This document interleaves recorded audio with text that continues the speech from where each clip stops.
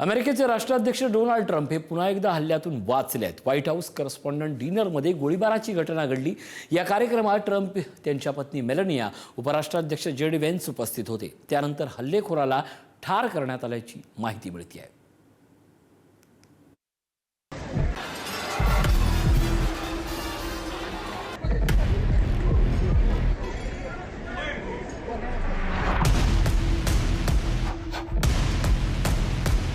वॉशिंग्टनमध्ये अमेरिकेचे राष्ट्राध्यक्ष उपस्थित असलेल्या व्हाईट हाऊस करस्पॉन्डंट डिनर कार्यक्रमात गोळीबाराच्या आवाजाने हा असा गोंधळ उडाला।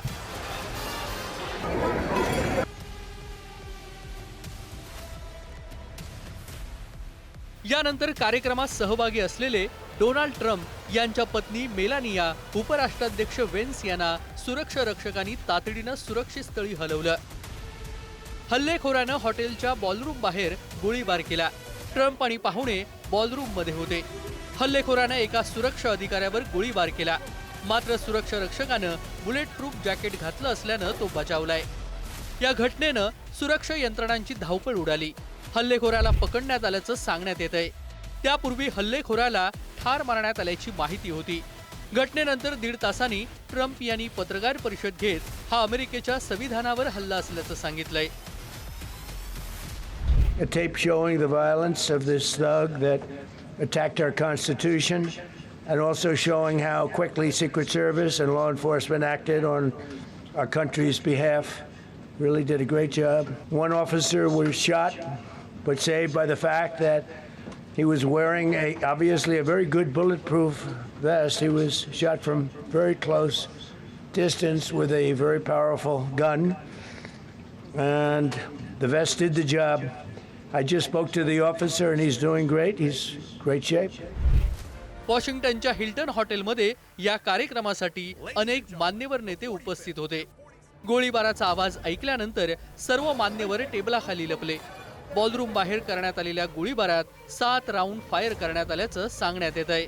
30-35 मिनट्स के बाद पूरी जो होटल है उसको सील कर दी गई थी। सील करने के बाद एक अनाउंसमेंट हुई कि ये जो प्रोग्राम है अब बंद कर दिया जाएगा और इसे वापस पोस्टपोन कर दिया जाएगा, जहां प्रेसिडेंट ट्रम्प वापस आएंगे। ओवरऑल ये डेफिनेटली एक सिक्योरिटी लैप्स है कहीं ना कहीं, कि एक गनमैन जो है एक गन लेकर इतनी सिक्योर जगह में आके और उसने फायरिंग की है। आने वाले वक्त में हमें पता चलेगा सारी डिटेल्स का in the next may be 1 आवर और सो। बीबीसीच्या वृत्तानुसार हल्लेखोराचं नाव केल टॉमस एलन असं असून तो शिक्षक आहे। कोल टॉमस एलन हा कॅलिफोर्नियाचा रहिवासी आहे। 2017 साली मेकॅनिकल इंजिनिअरिंगचा पदवीधर। 2025 साली कॅलिफोर्निया स्टेट युनिव्हर्सिटीमधून मास्टर डिग्री, पार्ट टाइम शिक्षक आणि व्हिडिओ गेम डेव्हलपर। डिसेंबर 2024 मध्ये मंथ ऑफ द टीचर म्हणून निवड। हा कार्यक्रम ज्या हॉटेलात होता त्याच हिल्टन हॉटेलमध्ये हल्लेखोर राहण्यासाठी आला होता। आता त्याच्या खोलीचा तपास ही सुरक्षा यंत्रणा करते आहे। याचा संबंध काही एक्सटर्नल फॅक्टरशी आहे का इंटरनल फॅक्टरशी आहे, आणि नेमकं या गोळीबारामागचं कारण काय आहे हे शोधणं अत्यंत महत्त्वाचं ठरणार आहे। डोनाल्ड ट्रम्प यांनी ट्विटच्या माध्यमातून आणि नंतर येणाऱ्या पत्रकार परिषदेच्या माध्यमातून असा जरी दाखवण्याचा प्रयत्न त्या ठिकाणी केला असला की ही जी आहे अत्यंत कंपॅरेटिव्हली जी आहे सामान्य घटना आहे आणि आमच्या स्पेशल सर्व्हिसेसच्या एजंटनी या ठिकाणी प्रॉम्प्टली ऍक्ट केलं म्हणूनच कुठलीही दुर्घटना घडली नाही किंवा कुठलीही जी आहे जीवितहानी त्या ठिकाणी झाली नाही, तरी सुद्धा येणाऱ्या काळामध्ये याच्या मागचं नेमकं कारण काय होतं हे शोधणं अत्यंत महत्त्वाचं राहणार आहे। अमेरिका इराणच्या युद्धामुळे अमेरिकेचे राष्ट्राध्यक्ष ट्रम्प सध्या जगभरात चर्चेत आहेत। होर्मुझ सामुद्रधुनीतून कच्च्या तेलाच्या वाहतुकीवर या युद्धानं परिणाम केल्यानं जगाची चिंता वाढली आहे। ट्रम्प यांनी इराण सोबतचं युद्ध थांबवावं अशी मागणी सातत्यानं होतेय।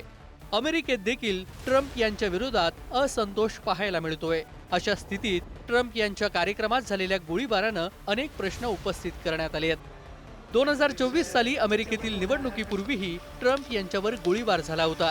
13 जुलै 2024 रोजी ट्रम्प यांच्यावर पेनसिल्व्हेनियामध्ये एका निवडणूक रॅली दरम्यान जीवघेणा हल्ला झाला होता। बटलर शहरात रॅलीला संबोधित करत असताना एका हल्लेखोरानं ट्रम्प यांच्यावर 400 फूट अंतरावरून असॉल्ट रायफलनं गोळ्या झाडल्या। ज्यात एक गोळी ट्रम्प यांच्या उजव्या कानाच्या वरच्या भागाला चाटून गेली। सुरक्षा कर्मचाऱ्यांनी हल्लेखोराला तात्काळ ठार केलं होतं।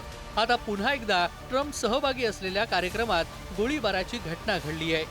हल्लेखोराचा नेमका काय कट होता हे समोर आल्यानंतर जागतिक राजकारणावर याचे परिणाम होण्याची शक्यता आहे। ब्युरो रिपोर्ट, पुढारी न्यूज।